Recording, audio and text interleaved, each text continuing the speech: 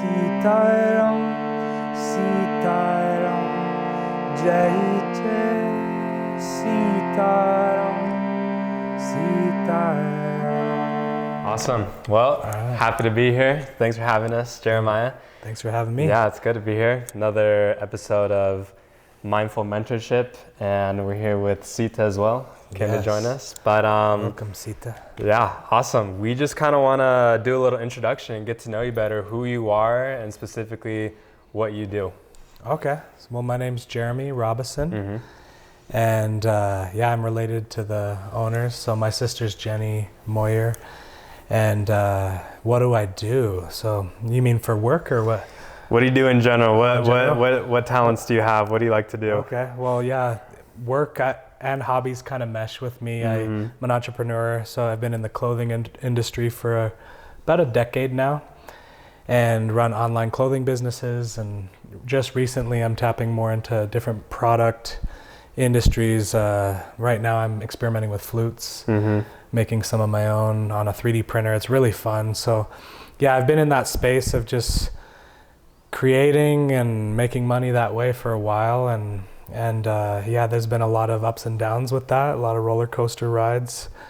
And at the same time, even with my consciousness, I feel like it's been the same. Just I'm 41 now, going through stuff. Yeah. Yeah, not like midlife panic, but like there's a lot of changes that happen at this time of life. So there's, I don't know what Well, you're looking good for 41, with all the changes coming. Well, thanks. Looking good. That. Yeah. But I know you mentioned, you said you're now kind of, with all your endeavors business-wise, you're now kind of honing into like the more instrument industry, specifically with flutes. And today with this episode, we kind of want to talk about your practice with different instruments like the flute and more that we'll talk about later on. Okay. But we kind of want to get to know like your journey with music, how you kind of stumbled upon that and where it's led you to now. Okay. Well, yeah, music's been a recent chapter in my life. I'd say within the past 3 or 4 years. I started, about 4 years ago, experimenting with different types of music, genres that I was interested in. Kind of the timing worked out to be when I was, practicing more meditation, trying to get into these different types of music that could quiet my mind, and even some psychedelic ceremonies that I've gone through. I've sat with a tea called ayahuasca, and music is a huge component with that. So it really came into my life during these shifts, and I've since experimented on my own, trying to learn some of these genres. And the first instrument that caught my attention was the harmonium. I have one here that I'll play for you in a bit, but that one, just there's a drone component to it that you just have to soak in, and you feel it. It's like almost like the didgeridoo, just vibrates, and they use it mostly for the Hindu mantra chants. So there's a thing called kirtan that I've stumbled across, which is one of my absolute favorite spiritual practices, actually, where it's call and response prayers, essentially, like mantras that you're chanting. And the person that's guiding it will chant a certain mantra and the crowd will repeat it back. And that's been my area of interest with music, is particularly the harmonium. Then I got into the ukulele, since learned the guitar about a year ago. So I'm very new to a lot of it, but really passionate about it. It's one of my favorite methods, I would say, for not only spiritual practice, but mindfulness and working on quieting my mind and resetting even. It's like a great thing to do in the day for me. Yeah, for sure. And have you always had like an interest in music, like kind of growing up, and then did that kind of lead you to like seek more like a deeper meaning within music, like you're trying to like, I don't know, achieve more with music rather than just like enjoying it, like, playing the guitar with your friends? But you said now you kind of use it as more like a spiritual practice and then incorporating that with mindfulness too. Yeah, so I never really was super into music growing up. Like I listened to Wu-Tang with my friends and skateboarded, and we were also into, like, believe it or not, Mozart. Like I love listening to classical music. So there was always like that seed there, but I'd say it really kind of came across into my life once I started entering into the psychedelic world, because music's such a huge component with that, especially ayahuasca, like I mentioned. And yeah, I've since started playing kind of semi-professionally, I guess, because I've been invited to a lot of different breathwork circles and ceremonies where I'll be able to chant either mantras, or I'll bring a charango, which is like a ukulele. And so I oscillate honestly between the jungle and the East. Like that's my style. Like I love medicine music. They call it medicina music. And playing on my charango, and then when I want to chant mantras in Sanskrit, I use the harmonium. It's just such a powerful drone for repetition and just losing yourself in it, you know. That's cool. Yeah, maybe tell us a little bit more about kind of like the origins of these instruments and kind of where did these practices stem from? You said kind of like the jungle in the East. Maybe explain a little bit more about that. Yeah, so the harmonium, it's funny because that one was actually banned for a while in India, even though it's like people always think of India with that now. It was invented in France. So back in, I think in the 70s, it might have been illegal at that time. So, do you know why, or is it just like? I think just because it was from France and wasn't one of theirs, and now it was infiltrating into the yoga scene. And yeah, I don't know too much about the history of it, but it's starting to catch on. There's a lot of hype over the harmoniums lately, especially because of how popular yoga is and people practicing chanting and kirtan, like I said before. So that's the harmonium. The charango, they make those mostly out of Bolivia and Chile, Peru as well. And you'll just have to hear it. I'll play that one as well. It's super easy to play, really buttery, the strings, but they have this metallic sound to it. And yeah, you'll think jungle with it. It really meshes well with those medicina songs. Yeah, that's awesome. Yeah, I think for viewers and kind of what we want to dive into and discover is just like how these instruments and using them in a more mindful way can like really benefit everyone like individually. You know, you said you kind of approach these instruments with more of a mindset of maybe not trying to achieve a specific goal, but more kind of like, okay, like, you know, I'm gonna kind of approach it in more like spiritual matter rather than just like, I'm just gonna have a little jam session. And maybe you can mix the two. I don't know if you kind of want to share like your experiences, like what they've been able to do for you and stuff like that. Yeah, honestly, all of these methods, these spiritual practices, whether it be the guitar, so for some people it's surfing, you know, there's these practices that we do to reset and come home in the universe. And for me, that's music. And they can also be traps too. At the same time, we can attach a little bit too hard to the practices and use it as an escape. So I kind of see it that way. Whoa, big wind. But, it's all good. Yeah, it's like all these methods are also traps, but in order for them to work, you have to kind of get trapped by it and go through that passion. And yeah, I love keeping music as a steady one though in my life. It's been really helpful, like actual strategically as well. Like I use it a lot intentionally just to reset if I'm feeling in a weird mood or something's off, you know. Sometimes just blasting a mantra just totally resets me, almost like a psychedelic experience. And yeah, music also pairs really well with some of these plant medicines, particularly cannabis. You know, there's a really interesting interaction with that plant and music for me. But yeah, it's a powerful method. And my favorite component of it is honestly the quieting of the mind, what it does. Because, you know, I like to compare it to surfing, for example. Like you're going to catch a wave in a similar way. You'll catch a sound wave, whether it be some chord sequence that you're surfing on the guitar or a drone on the harmonium. And then you surf on top of that wave, that chord. And there's something about it where that, for me, that's entering a flow state. And I know when I'm getting into my head or a little bit too self-analytical, I lose it. I almost fall off the wave like I'm crashing off the board. So it's an amazing practice, and I like to not get super self-critical about it either, because to me, all practices, and this, especially meditation or something like music, there's no goals, essentially. It's more of a just like the act of practice. doing. Something that we continue to do and evolve with, as opposed to like have a specific goal. Yeah, like you need to like reach nirvana or something like that, like enlightenment in the music space. And yeah, it's just an amazing tool and method. That's for cool. Spirituality. Yeah, I like what you talk about, like the example you give with surfing. You know, like surfing that wave, because we have like all these different waves within the universe. You know, and like sound is one of those waves that we can produce on our own, either with our voices or with instruments. And I find it interesting. You said like music quiets your brain, you know, like I feel like with a lot of sound, you know, I feel like it would kind of do the opposite, you know, because I feel like if, I don't know, you've been to like concerts or even like raves, you know, so much sound, and then like the next day or that night you go home and your ears are just like zzz, kind of buzzing, you know, but like the way you kind of do it, like, you know, with a more meditative approach and stuff like that, you says it like quiets your brain down. I kind of find that interesting. Yeah, because the way I'm looking at it, I'm thinking about the thinking mind.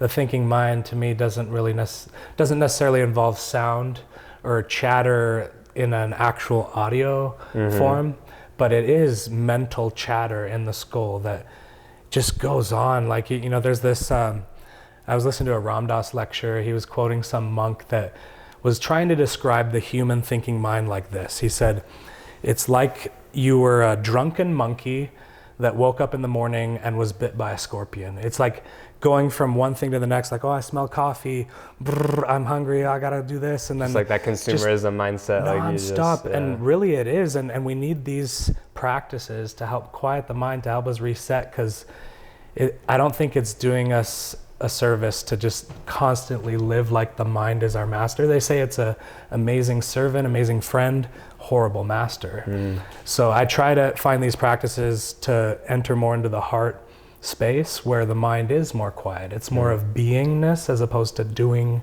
thinking. So yeah, music is one of my preferred methods for quieting the mind, the thinking mind. Yeah, I love that. Do you want to kind of describe to us like what's kind of like your day-to-day like, and like how do you include these mindful practices with music like throughout your day? Like if you can maybe give us like a run through like what your routine's like. I mean, there's so many seasons in life. Right now I'm in this really, I would say almost busy stage. Like we're going through some financial shifts and even planning to possibly sell our house and build something new. And yeah, so right now, music is actually critical in my life to reset, because I feel like my nervous system is on edge a lot, even though I don't feel a lot of fear like I used to maybe a year ago. I was playing with that, but there's this anxiety or this like nervous system kind of layer on me, where music and even just traditional meditation practice or listening to a track really is essential in my day. So I wake up, I'm an entrepreneur, so I usually start with, you know, just looking at all of my different stores and the ads, and then I pivot into different chapters of the day. Like I have more of an analytical side of my day and then a creative one. And I try to time that a little bit later, maybe after the gym and after I've chanted some mantras and got out of my head a bit, you know. So it kind of varies. It's not like a set time. You just sit down and play the music. Yeah, okay. But yeah, I would say lately, to make a long story short, it's more of a busy time to me. So I'm constantly scattered. Yeah. Cool. So.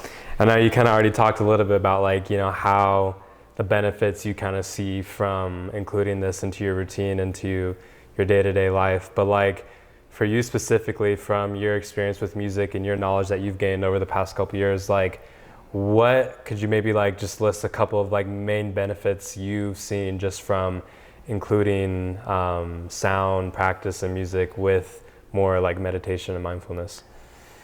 Yeah, honestly, any of these methods, whether it be sound or traditional meditation or surfing or whatever you can do to practice coming home to yourself where you feel safe in your body, they do have an extremely powerful effect at changing the course of your life. You know, I feel like we're all here, we don't really know why. It's a huge mystery, but you know, we're going through some curriculum where things are unfolding, and it feels like a journey to me, like in whatever these vehicles are that we're in. It's so trippy to think about. Like I think often about these existential questions, but I do rely on these practices like music to help me along the way with this journey, because it's not easy, you know, like this is constantly an art of quieting the mind, opening the heart, and sometimes it closes and the mind gets loud, but like you keep coming back to ways to come home to yourself where you can be you know. So that's cool. Yeah, I think, you know, like whatever you believe in, like no matter what, like we're all here, you know, like we're having this conversation, we're like in these bodies, like you said, these vehicles, and And I think just, you know, what we have in front of us is just like, we got to make do with what we got, you know. And I love how you've gravitated towards specific instruments, and specifically, like you said, like the harmonium, and you talk a little bit about the flute and the other instruments. And like, I think it's really cool how you have used these tools that have been given to you to help yourself, to benefit from them, and not only just to use them to share, but also to like heal, you know.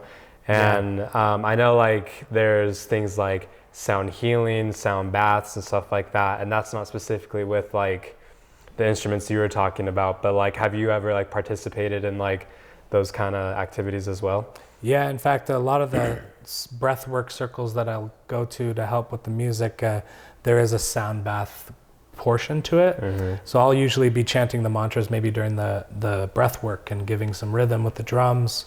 But they do a lot of the sound bathing, and afterwards we'll walk around with chimes and even sound bowls and put them around people. So yeah, I love experimenting. Like, I honestly love exotic instruments, like just collecting them, and who knows where I'll go with it. But this brand I'm launching called I Am Sound, we're starting with flutes, but like the whole slogan to it, or whatever you want to call it, is magically odd instruments. Like, I love strange instruments that like you don't see often, especially ancient ones. And so yeah, right now we're starting with flutes, but I soon see us even developing a harmonium that you could maybe wear around your neck, like a small one, like a little portable one. Yeah, for outside kirtan where you want to dance at the same time.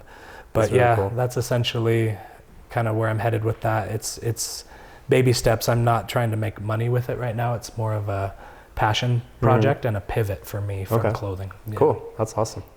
Great. I kind of want to backtrack a little bit, kind of specifically talking about like sound in general, you know, like you've talked about like the mindsets you are in when you kind of approach these practices, including into your routine. And you kind of mentioned a little bit about like, you know, the sound baths and stuff like that, and how it helps, you know, calm your brain down and stuff like that. But I kind of want to dive deeper into like, what is sound for you? You know, like how do you define it? You know, it doesn't have to be like an exact definition, but like, what effect does sound have on you, and what can it like really, really do to an individual? Yeah, I'm definitely not one to ask about the quantum theory to sound and things like that. But for me, that's a good question. What is it for me?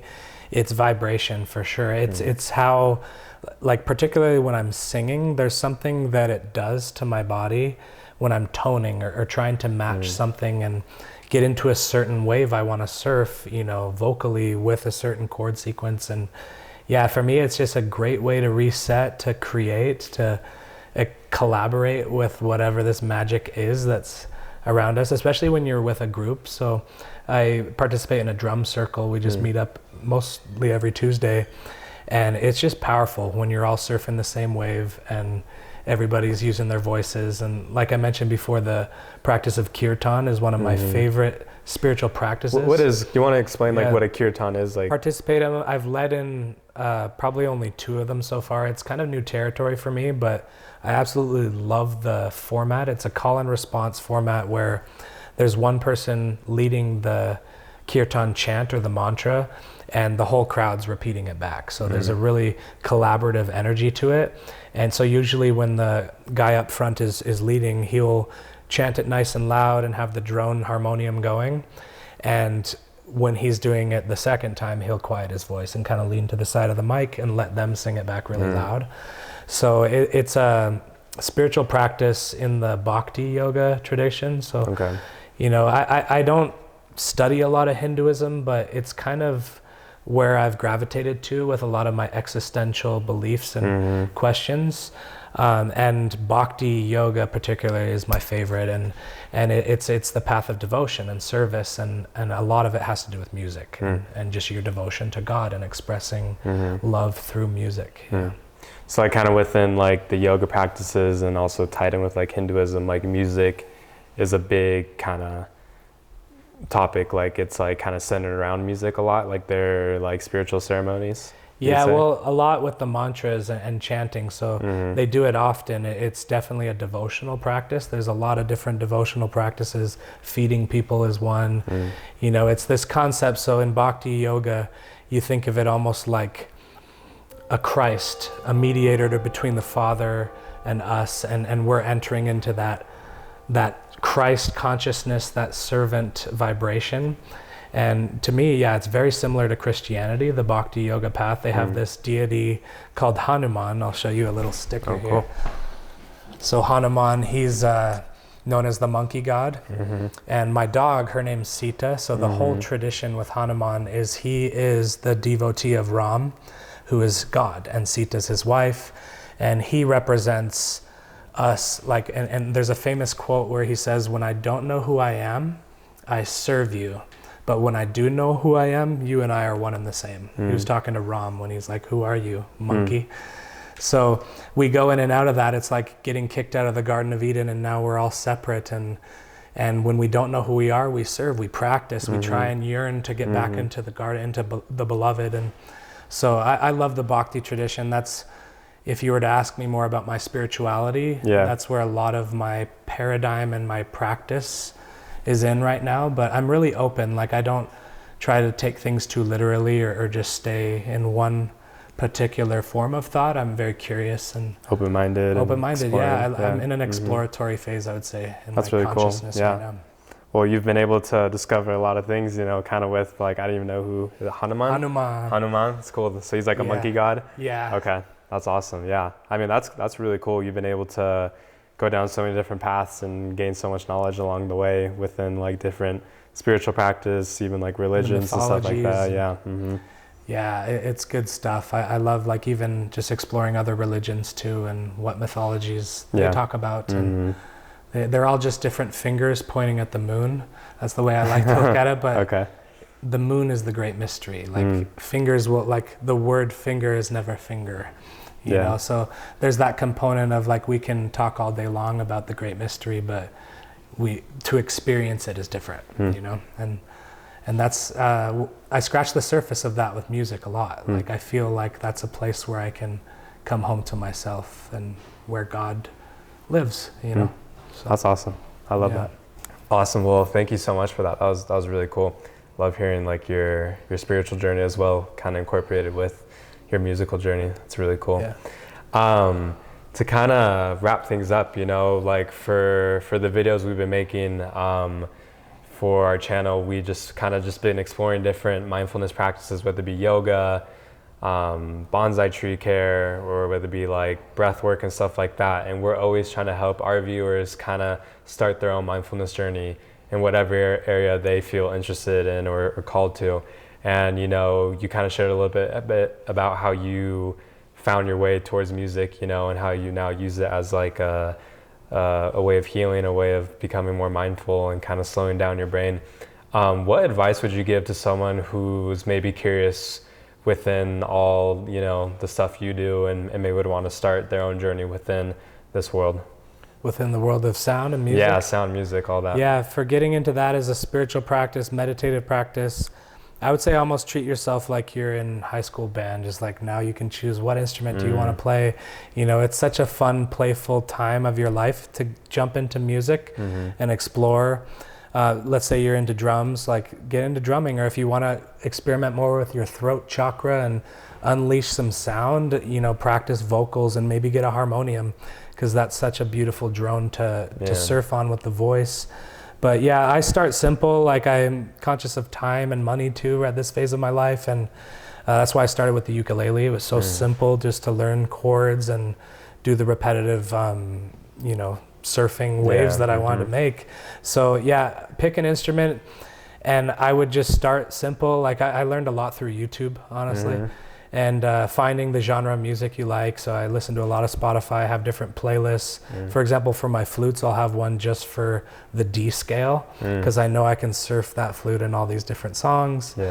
But yeah, flute's an interesting one too. I really do love that one as a practice with music to quiet the mind, because my first lesson I took from a guy named Scott Wright, he's a friend of mine in my drum circle.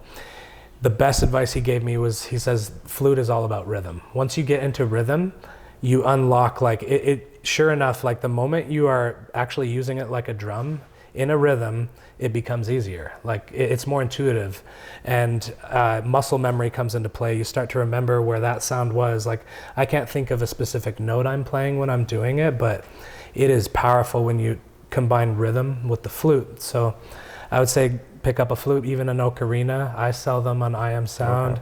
Okay. It just gets started, and don't be afraid to fail. Like, you know, if we're in analysis paralysis, we're stuck in the mind. You know, this is about quieting the mind, opening your heart, opening your body, and your throat too. If you like to sing, I love to get people to sing. That's why I like kirtan, because everyone's kind of chanting back. Like it was so cute at this drum circle. Like this guy, he was honestly, I don't even think he'd ever sung in his life, but he was like, I've always wanted to do this, and he sat right next to me, and just didn't want it to end. And it was so beautiful to see people kind of experiment with their inner child in a way with that. So yeah, I'm a huge fan of the bhakti yoga and kirtan, and just the vibe that's there. It's such a good energy when people are collaborating that way. And where could you like find like a drum circle or a kirtan chant, like, you know, like wherever you are, like how do you tap into that community? Is it more kind of associated with like the yogis and stuff like that, or? Honestly, like everywhere? It's all around. Like you can find them in parks. I go to a drum circle where we do that every Tuesday. It's free. Just meet up at parks, and but hopefully at the bonsai studio. I'd love to have some kirtan there, and for sure experiment even with sound baths. So yeah, it's around. It's growing. The genre of Hindu classical music is growing fast as well, just because a lot of the psychedelic renaissance even, and even the rise of mindfulness. Yeah, that's awesome. That's great advice. Thank you so much for that. I think now, you know, we've talked all about, you know, all the different instruments and music and stuff like that, but now we're wondering if you could maybe give us like a little demonstration of all the instruments you've been talking about with us so far, and, you know, maybe I can hop on a flute or something like that. I don't know how good I am, I'd but love to show you. Yeah. We can do that now. Cool. So we're now going to do a little demo with instruments. We're going to first start off with the flutes, and these are the ones you've made, correct? Yeah. So these are the ocarina, the harmonic ocarinas. So they're different than traditional style flutes. They're more like an ocarina, but you can see there's two chambers here where you can play them like a drone. So harmonize with the different chambers. It has an airway, a dual airway right here. The one I'm holding is a D3, so it's massive. If you were to look at, I don't have a D4 with me, but it's less than half the size. So this is more of a bass one. Difficult to play, requires a lot of air. You're holding a G3. Yeah. So it's also a lower tone, but a little easier to play. But yeah, we can mess around with it. I can show you how it works. One thing to know about ocarinas is you can be really flexible with the shape of them. Like I could even turn this into a two-headed monkey if I want, or a brain flute. Like there's so much potential with the design side, whereas with the Native American flutes, they're very strict on it's pretty straightforward. Placement of the holes, how long it is, the dimensions. But these have a lot more flexibility. So cool. Yeah, do you want to maybe go a little demo? Okay. I remember you said to put your two thumbs back here. Yeah, you really got to seal the holes. That plays an important role. Here we go. Give it a try.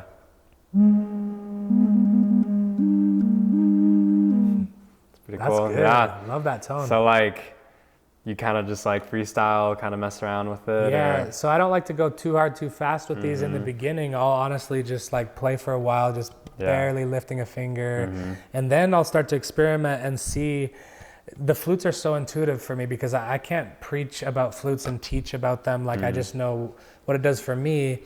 And you start to learn this muscle memory with it, and you know where to gravitate. And my favorite pastime with these is just to start building a Spotify playlist that matches the scale and just freestyle. Just kind of play along. Fun. Like you can just ride so many angles, rhythms, and remember rhythm first with flutes. Like once you lock into the rhythm, you'll be a lot more intuitive with it. So awesome. This is the D3. It's very low.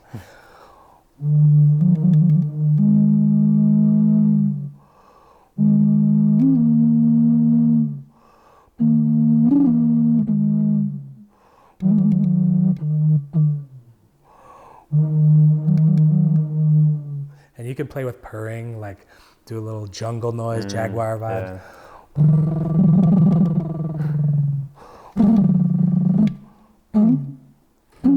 That is very jungly. It's just so fun. That's cool. Yeah. These things are cool. This is the Native American. I'll do a quick demo of this.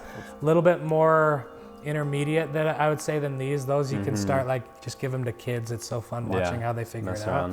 But with this, what I've learned is, for one, you got to seal the holes. You don't want to be a little bit off on it because it just changes the notes, right? And then what they taught me, for most scales and ways of playing the Native American flute, you want to keep your ring finger. So I grip it first with these, with my left hand for the top 3, and then my right hand for the bottom 3. There's 6 holes. I can play around with lifting whatever I want, but don't take the ring finger off. Okay. Sometimes they even have a little strap that they put on it. So, so but here's a demo. I have 2 holes on mine, so I can play this as a single flute or a drone. So I'll start it as a drone just to hear the sound.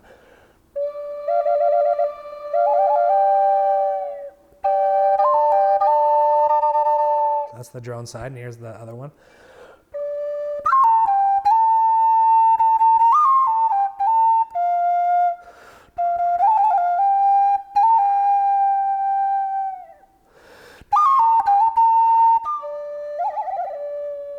It's fun. That's awesome. I like with flutes to just, like, sometimes examine my inner world a bit, like, what's my mood, what's here, or even if it's around me, like I'm by a river, like, what does this sound like? And then try and do freestyles and rhythms with how you're feeling, like try and, like, create something out of what's like right match here. The vibe with, like, the notes you play and stuff like that. Yeah, if you're feeling sad, play a sad riff. Like, or if you're really motivated, go crazy. Like, have someone with a drum, hopefully, for that. But that's cool. Yeah, I love flutes for meditation. That's awesome. Well, thank you so much for showing the flutes. And I know we kind of have some other instruments too. Yeah, I'd love to demo the next one. What you got here? These are the harmoniums? Okay. So this is a harmonium. I have a few sizes. This one needs a tune-up, so I won't play that, but it's beautiful. I picked it up when I was in India. Flew it home with me because they're a fraction of the price there. Oh, wow. Paid like $170 for that, and I think they're normally like $600 for this size. So if you ever go to India, bring an extra suitcase and travel with instruments. So cool. I bought that tan Peru. I don't know if you can see it, but it's behind me. All right, I'll play a demo mantra. So this, I'm going to chant the name of Sita and Ram. So like I told you before, that's my dog's name.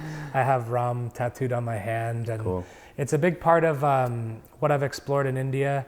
And another reason why I've stumbled across this particular tradition in India is because of a teacher I found named Ram Das. So he's not an old teacher. He actually just died in 2019. But he's also known as Richard Alpert, and he's really helped me understand a lot of these Eastern philosophies in a way I can digest them in the West. A lot of people also like to listen to Alan Watts to help digest these very powerful concepts in a way you can understand. But a lot of what he taught and he practices is what I've gravitated into, like kirtan, for example. That was a practice he used quite a bit. So I'll start with a Sita Ram chant. So here's how it sounds. So I like to start off just playing the chords for a bit, kind of feel, how am I going to surf this wave? Like, what am I going to start with? A lot of the mantras I do are freestyle. Sometimes I'll just kind of pivot into something else or a way to sing it.